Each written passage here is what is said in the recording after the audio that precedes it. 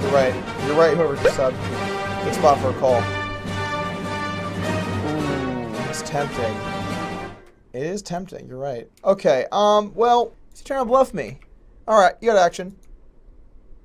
What? What? He just had a 7. Overbets are a lot more mergy than we thought, guys. 안녕하세요, 게임블러 스토리입니다. 오늘은 세컨 페어와 같이 비교적 약한 핸드를 가지고 팟보다 큰 오버 베팅을 해서 약한 핸드로도 큰 팟을 먹을 수 있는 고급 베팅 기술에 대해 소개해드리려고 합니다. 오늘 영상에서는 초보자분들도 이해하실 수 있게 하나부터 끝까지 아주 쉽게 알아보도록 하겠습니다. 우선 핸드 레인지라는 것은 우리가 혹은 상대방이 가지고 있을 수 있는 핸드들의 범위를 이야기합니다. 포커 플레이어들이 상대방의 패를 예측할 때 점쟁이처럼 제가 무슨 핸드를 들고 있을 것이다 라고 맞춘다기보다는 상대방이 갖고 있을 수 있는 패들의 여러 가지 경우의 수를 생각하면서 하나씩 소거하는 형태로 생각을 하게 됩니다. 그러니까 특정 상황에서 상대방이 가지고 있을 수 있는 핸드들의 범위, 핸드 레인지라고 표현할 수 있습니다. 오늘 이 영상에서 얘기할 폴라라이즈된 핸드 레인지 그리고 레인지 머징의 세부적인 컨셉을 이해하게 되면 형님들의 포커 레벨을 한 단계 상승할 수 있는 엄청나게 중요한 내용이라고 혼자 생각해봤고, 일단 포커를 하다 보면 특정 상황에서 내가 갖고 있는 핸드가 엄청 셀 수도 있고 엄청 약할 수도 있습니다. 그리고 중간 정도의 애매한 상황일 수도 있고요. 그래서 내가 현재 가지고 있는 핸드의 강한 정도에 따라 제일 왼쪽부터 제일 오른쪽까지 순서대로 나열하자면 우선 제일 오른쪽에 있는 가장 강한 핸드를 너트라고 보면요, 제일 왼쪽에 아무것도 없는 경우 nothing 같은 경우는 내 핸드가 쇼다운 밸류가 전혀 없는 상황을 이야기합니다. 쇼다운 밸류가 없다는 뜻은 상대방과 내가 패를 서로 깠을 때 내가 이길 확률이 거의 없는 상황, 그런 경우를 얘기하죠. 그리고 그 옆에는 블러프 캐쳐라고 있는데, 블러프 캐쳐라는 것은 우리가 가지고 있는 핸드가 뭐 엄청나게 좋지는 않아요. 하지만 상대방이 뻥카를 치는 경우에 그 정도는 이길 수 있는 핸드, 그걸 블러프 캐쳐라고 합니다. 그리고 또 그 옆에 평범한 핸드는 너트는 아니지만 뭐 아주 나쁘지는 않고 꽤 괜찮은 핸드들, 보통의 핸드들을 뜻합니다. 이렇게 핸드 레인지를 나누었을 때 우리가 어느 상황에서 배팅을 해야 될까요? 우리가 너트인 경우는 가장 좋은 패를 가지고 있기 때문에 당연히 배팅을 해야겠죠. 그래서 너트일 때는 누구나 무조건적으로 배팅을 할 거예요. 그런데 이제 반대로 nothing인 경우는 우리가 쇼다운에서 패를 까서 상대방보다 좋을 가능성이 굉장히 희박하기 때문에 여기서 또 배팅을 해야 될 겁니다. 너트일 때 배팅하는 것은 밸류벳의 의미를 가지고 있고, nothing일 때, 아무것도 없을 때 배팅하는 것은 블러핑으로서의 의미를 가지고 있죠. 그래서 너트일 때와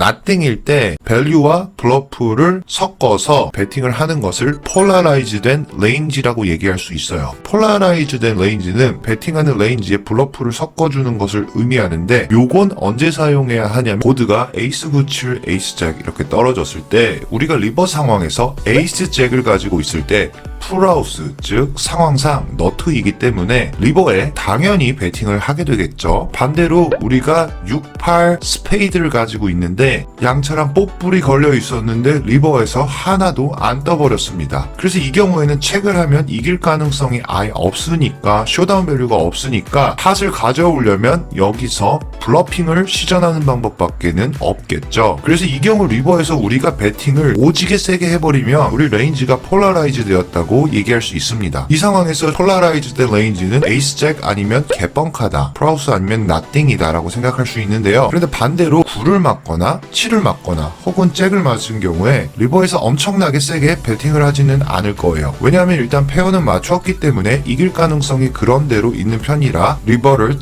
체크로 넘어가서 상대방의 패를 빨리 까보고 싶겠죠. 그래서 폴라라이즈 된 레인지는 중간에 7, 9 페어 같은 애매한 중간 정도의 핸드들이 나오지 않는 경우, 모 아니면 도를 얘기합니다. 그래서 리버에서 우리가 폴라된 레인지로 배팅을 세게 하면 상대는 9나 7을 맞은 경우에 심지어 2포켓인 경우도 콜을 고려할 수도 있다라는 것입니다. 왜냐하면 우리 레인지는 너트 아니면 뻥카이고 중간에 애매한 핸드들은 없는 그런 상황이기 때문입니다. 이 얘기는 다시 말해 상대가 에이스 5 같이 에이스 트립스의 낮은 키커 같은 경우도 강한 패는 분명하지만 우리가 폴라된 레인지로 엄청 세게 큰 배팅을 해버린다면 에이스 5조차 블러프 캐쳐가 돼버립니다. 쟤 풀하우스인가? 에이스 잭? 이게 에이스 9 같은 프라우스인가 라는 생각을 하게 되죠. 그래서 폴라라이즈된 레인지를 가지고 엄청 크게 배팅을 해버리면 상대방이 중간 정도의 핸드들로는 매 순간 어려운 결정 상황에 직면하게 됩니다. 자, 그러면 이번에는 연장선 상에서 똑같은 보드에서 폴라라이즈 레인지가 아닌 멀지드 레인지는 어떻게 다른지 살펴볼 텐데요. 보드가 에이스 9, 7, 에이스 잭 이런 상황이고 우리가 퀸 포켓을 들고 있는 상황이에요. 이런 보드가 떨어졌을 때 리버에서 퀸 포켓을 들고 있는 많은 플레이어들은 상대방이 에이스를 가지고 있을 수 있기 때문에 리버에 체크를 하는 경향이 꽤나 많습니다. 그리고 조금 숙련된 포커 플레이어들은 잭이나 구와 같은 핸드들한테 밸류를 받기 위해서 팟의 2분의 1 정도의 약한 금액을 리버에 베팅을 할 수도 있습니다. 그런데 이런 경우에 2분의 1 베팅보다 팟 사이즈 혹은 오버벳 정도의 꽤 큰 베팅을 하는 건 역시 꽤 괜찮은 선택일 수 있는데요. 상대방이 우리가 폴라된 레인지로 플레이한다고 눈치챈 경우 우리의 레인지에 블러핑도 섞여 있다는 것을 알게 된 경우에 리버에서 우리가 베팅을 하게 되면 너트 아니면 nothing 우리가 에이스를 가지고 있는 경우나 혹은 플럽에서 플러시 드로우, 뽀뽀에 안 떠서 블러핑하는 경우라고 생각할 수 있게 됩니다. 그래서 우리가 퀸 포켓을 가지고 큰 사이즈의 배팅을 고려한다면 우리의 리버 배팅 레인지에 벙카도 섞여 있기 때문에 9나 7 그리고 잭을 맞은 경우에도 콜을 해줄 확률이 높아요. 그래서 상대가 우리 레인지가 블러핑이 있다고 생각을 하고 블러프 캐처 핸드 같이 약한 핸드들로도 콜을 주기 시작한 경우 그래서 퀸 포켓이나 킹잭 같은 핸드들로도 배팅 레인지에 섞어주게 되면 추가적인 밸류를 계속해서 얻을 수 있습니다. 자, 그래서 조금 정리를 해보자면요. 계속해서 폴라된 레인지를 사용했을 때 상대방이 나를 바라보는 이미지가 내가 가끔 블러핑을 좀 자주 하는 뻥쟁이다 이런 생각을 머릿속에 할 때쯤 상대방이 좀 더 약한 핸드로도 내 블러프를 잡기 위해서 콜을 하기 시작할 겁니다. 이런 상황에서는 우리가 엄청나게 강한 너트급은 아니지만 꽤 그렇게 나쁘지 않은 핸드로도 배팅을 지속적으로 하면 상대가 더 약한 핸드들로도 못 믿어서 콜을 해주기 때문에 이런 전략으로 확률을 좀 더 높여줄 수 있을 거라고 생각을 하고요. You're right. You're right, whoever just subbed. Good spot for a call. Ooh, it's tempting. It is tempting, you're right. Okay, well, he's trying to bluff me.